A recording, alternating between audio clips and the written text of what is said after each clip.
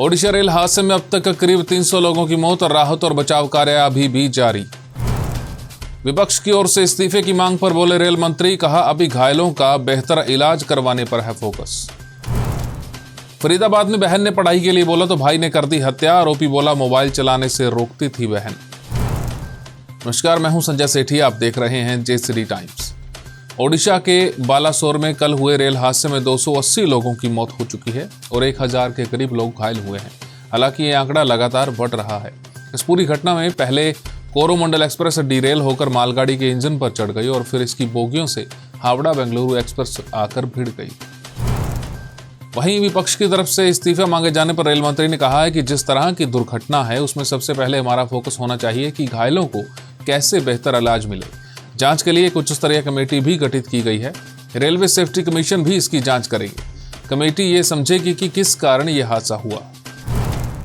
मध्य प्रदेश के दमोह में एक प्राइवेट स्कूल पर हिंदू छात्राओं को हिजाब पहनने पर मजबूर करने वाले स्कूल के खिलाफ बड़ी कार्रवाई हुई है। शिवराज सरकार ने इस स्कूल की मान्यता रद्द कर दी है। ऐसा छात्राओं के परिवार की शिकायत के आधार पर किया गया है। हरियाणा के फरीदाबाद में लड़की की हत्या का मामला सामने आया है। बताया जा रहा है कि बड़ी बहन ने छोटे भाई को मोबाइल छोड़कर पढ़ाई करने के लिए कहा था। इस पर गुस्साए भाई ने गला दबाकर बहन की हत्या कर दी। आरोपी ने बताया कि उसकी बहन उस पर लगातार पढ़ाई करने का दबाव बनाती थी। पत्नी की बीमारी और आर्थिक तंगी के चलते उत्तराखंड के उधम सिंह नगर में रहने वाले एक डॉक्टर ने पत्नी समेत सुसाइड कर लिया। 11 साल के बच्चे के साथ पहले दोनों ने रात को खाना खाया, फिर लूडो खेली। जब बेटा सो गया तो दोनों ने इंजेक्शन लगाकर आत्महत्या कर ली।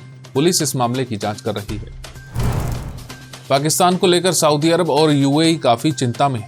विशेषज्ञों का कहना है कि अगर पाकिस्तान में राजनीतिक उठापटक जारी रही तो पाकिस्तान की अर्थव्यवस्था और बस से बदतर हो जाएगी, जिसके बाद लाखों पाकिस्तानी सऊदी अरब और यूएई का रुख कर सकते हैं, जो दोनों देशों के लिए संकट का सबब बन सकता है।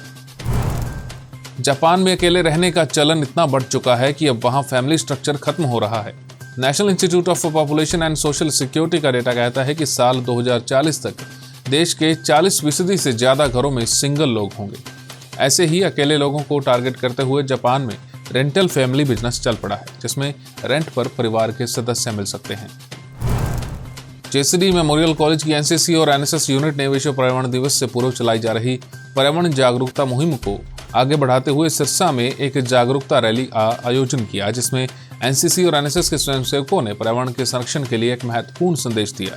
जेसीडी विद्यापीठ के महानिदेशक और अंतर्राष्ट्रीय ख्याति प्राप्त वैज्ञानिक डॉक्टर कुलदीप सिंह ढींडसा ने भी पर्यावरण को लेकर अपना संदेश देते हुए कहा कि प्रदूषण के लिए जागरूकता सबसे बड़ा हथियार है और यही काम जेसीडी मेमोरियल कॉलेज के विद्यार्थी बखूबी कर रहे हैं। प्राचार्य डॉक्टर शिखा गोयल ने कहा कि वातावरण को नहीं बचाया गया तो पृथ्वी बहुत बुरे दौर से गुजर सकती है।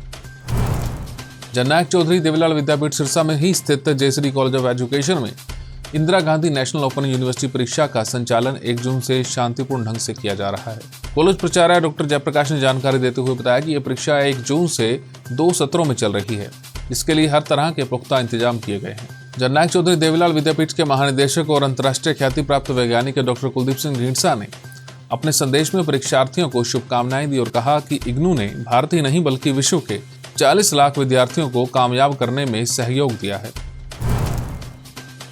अब बात आज के इतिहास की। आज से ठीक 76 साल पहले भारत के 2 टुकड़े करने का ऐलान हुआ था।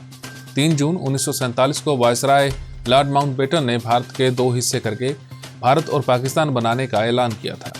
इस बंटवारे ने लाखों लोगों को अपने ही देश में शरणार्थी बना दिया। कहा जाता है कि इस दौरान करीब 1.25 करोड़ लोग विस्थापित हुए। इतिहास में किसी राजनीतिक कारण से होने वाला यह सबसे बड़ा विस्थापन था। बंटवारे के दौरान हुए दंगों में लाखों लोग मारे गए थे। 15 अगस्त 1947 को भारत आजाद हुआ, लेकिन इस आजादी के साथ ही भारत का बंटवारा भी हुआ।